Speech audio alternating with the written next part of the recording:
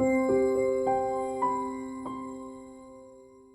can we support teams when they are going through change? What attitudes should we adopt as a manager? Here are 3 tips that will make all the difference. Share, co-construct and act. Share by listening and expressing yourself in the middle of the transformation process. Co-construct in project mode, your department implementation of the decided change. And finally, make sure to involve your employee in the action. Sharing means talking, letting others talk, listening and questioning. Even if there seems to be nothing to say or nothing new to say, whatever little information you have, repeat it. On a loop if you have to. Whatever time it takes for everybody to be aware of the inevitability of change. A change is a revolution, which requires appropriation through words. Don't run away from your employees who come to you for more information. Don't feel embarrassed if you don't have any information. Repeat what you know.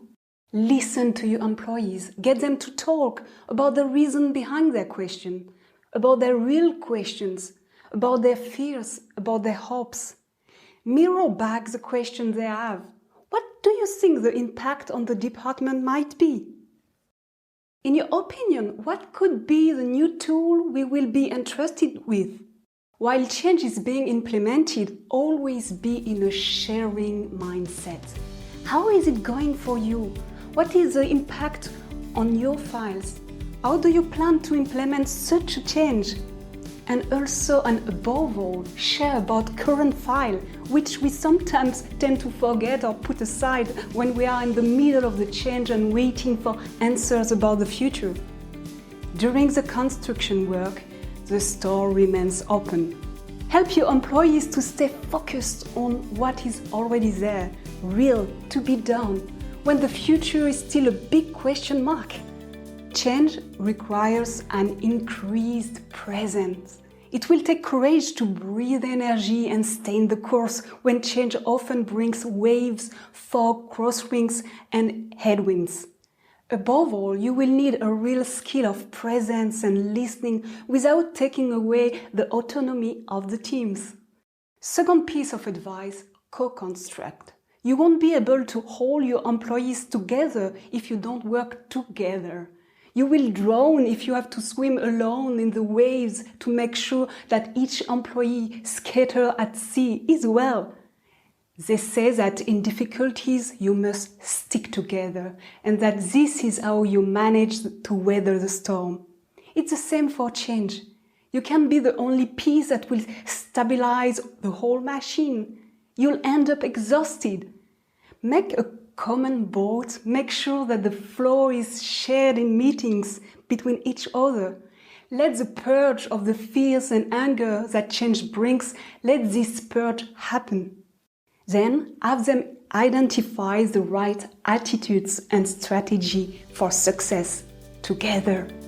Feel free to work in project mode on small and large changes. Set up working groups around the sub-themes of change. A working group for the redistribution of the task of such and such an employee on a temporary contract which will not be renewed. A working group for the change of tools. A working group on the new customer approach. The team will not sink if it is together on the same boat. The team will go much further if it puts the course on the change on the same boat. Team cohesion is essential to change because it will be the cement of the co-construction. If an announcement of change is made and you don't know how to anticipate it, make cohesion a priority. Maximize teamwork, establish a culture of co-construction. Third tip for accompanying change, action. Bruno Jarosson distinguishes 3 types of levers for change. The authority he calls the kick in the butt theory, which is effective in the short term if you are the strongest, but has harmful consequences. The persuasion that works if you are someone who inspires trust, but is not guaranteed because some are not so malleable and even sometimes resist persuasion. Finally, the action, which is the optimal lever according to Jarousson. According to him, it's not necessary to get approval to produce change. Initiating action is enough. According to him, it is more effective to put people to work than to try to convince them through words. Therefore, when dealing with teams going through change, one of the key questions at the end of the interview and meeting will be to determine the action plan. What actions can we implement now?